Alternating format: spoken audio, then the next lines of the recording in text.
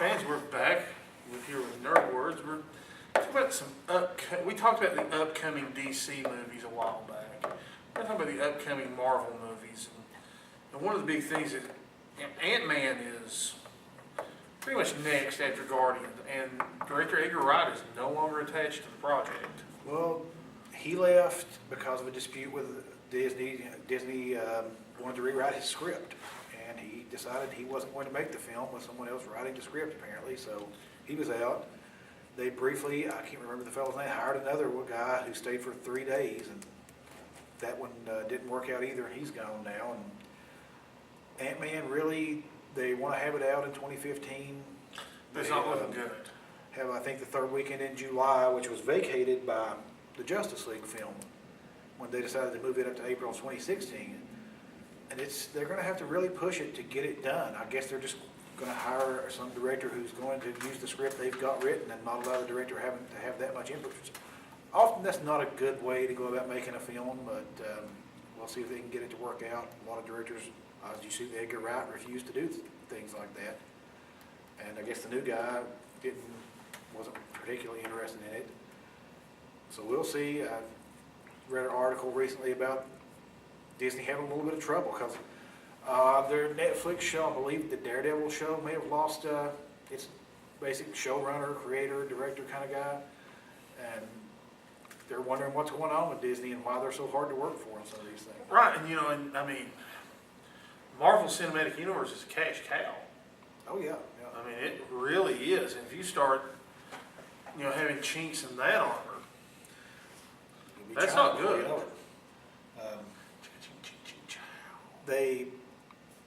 Disney bought Marvel for $4 billion.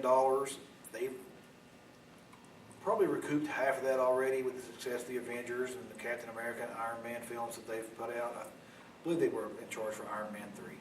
Maybe not, but they've started to recoup some of that money. It's going to take a few years to recoup that money, though, and you don't want to spoil your product before then. Some hopeful news from them. Announced that Scott Derrickson was going to direct Doctor Strange. And he's a horror director. Yeah, so horror director. He directed good. Sinister, The Exorcism, Emily Rose, a few other films. That tells me that they're going to use the creepy horror side of Doctor Strange and maybe even build a horror universe around that. I've just read an article that they may use this as a lead-in to bring Ghost Rider, a new Ghost Rider, back into the fold, possibly Blade, introduce maybe vampires or just other supernatural, magical creatures into the universe. The magic of the Asgardians has been now changed to the science of the Asgardians, just being really advanced science compared to what the human mind can comprehend. But now it's looking like you're going to have Strange who does actual magic. There's hope that this Strange will actually be magic, and this with Scott Derrickson now announced as the director that they're going to go in a horror direction with it. And of course, he was mentioned in the Avengers, or pardon me, Captain America 2. So with any luck, this does open up the horror side of the Marvel Universe. And it gives you a chance to branch out with the Netflix shows, because there is a very mystical side of Iron Fist. Well, yeah, I mean, he does have the mysticism in his origin, but this also, I say, if you can get Ghost Rider in a quality, those terrible Nicolas Cage movies made over $100 million, I believe. If you can get decent Ghost Rider, and the Blade movies are very successful for R-rated films, and I thought that most of the Blade movies are pretty good too. If you can get that side of the universe, of course you're not going to be able to have Man-Thing, unfortunately, since he's owned by It is sad. Sci-Fi or someone like that, I believe. But Marvel's got Tomb of Dracula, which is one of their classic horror titles. And you could even introduce several other characters, the Spirits of Vengeance. You got Brother Voodoo. Brother Voodoo, the Living Mummy.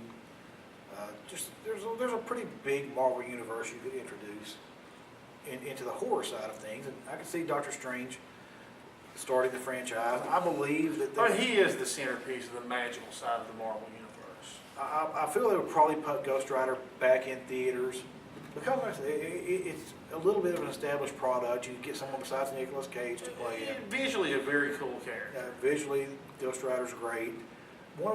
you know, you got a little bit of an introduction to Mephisto. I don't know who Doctor Strange's villain will be in this particular film. I expect it would be possibly Dormammu, who's, of course, that's sort of his arch enemy number one. Of course, if you want to really slowly introduce it, you go with Baron Mordo as an agent of Dormammu. Yeah, you could go that path, maybe even both of them in the movie. I don't know. We'll see how. This probably had to start off early, and I feel it may start off with the Bane, but I feel you're going to have to be patient with it because it's going to be an origin film, and it's probably going to involve the agent one and some things like that. Which makes it very sensible to lead in with Baron Mordo. Rumor I just saw, Jared Leto may be in the running to play him, but of course it's just a rumor. All this stuff's a rumor right now. Of course, there's been the Johnny Depp rumor, but I don't see that happening. Johnny Depp's getting a little bit old to play him right now, I think. I mean, Jared Leto's not, young, but Johnny Depp, as strange as it is to look, is in his early 50s. And I think they want probably a younger Doctor Strange. They may want a younger Doctor Strange than Jared Leto, I'm not sure. I suspect, after the next movie or two, we're going to probably see a new Iron Man. I don't know whether they'll try to just have someone else play Tony Stark or not. Because Robert Downey Jr. is also getting, up there in age a little bit. He still does a great job as Iron Man, but he's also expressed that he doesn't want to play Iron Man that many more times. So we'll see after Phase 3 what Phase 4 brings. And We also were looking at some of those articles. There's the whole Black Panther thing is long rumored Marvel Studios movie. yeah, once again, Black Panther's the rights to Black Panther. He was an Avenger at one time, but he's also introduced in the Fantastic Four. His origin story came out of the Fantastic Four. Wakanda came out of the Fantastic Four. Vibranium came out of the Fantastic Four. We'll see what. And they have already used the term vibranium in Marvel Cinematics. Yeah, that's Captain America's shield, of course. It's made out. Of course, Captain America came before the Black Panther did, but The shield origin is... the shield origin came about later. And vibranium, of course, is similar to adamantium. Well, Industry. they don't mention the adamantium part of the shield because, it's the adamantium vibranium alloy that they accidentally fused and could never duplicate. That's why his shield's unique. You never hear the adamantium part because that is clearly X-Men stuff.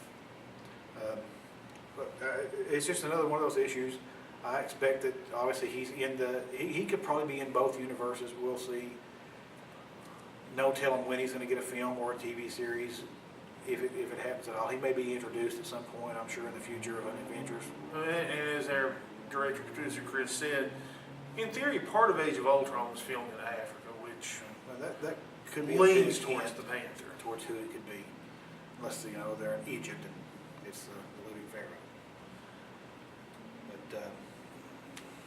But that's pretty much it on the Marvel news front for now that we have. I'm sure there are probably a few other things, rumors floating about.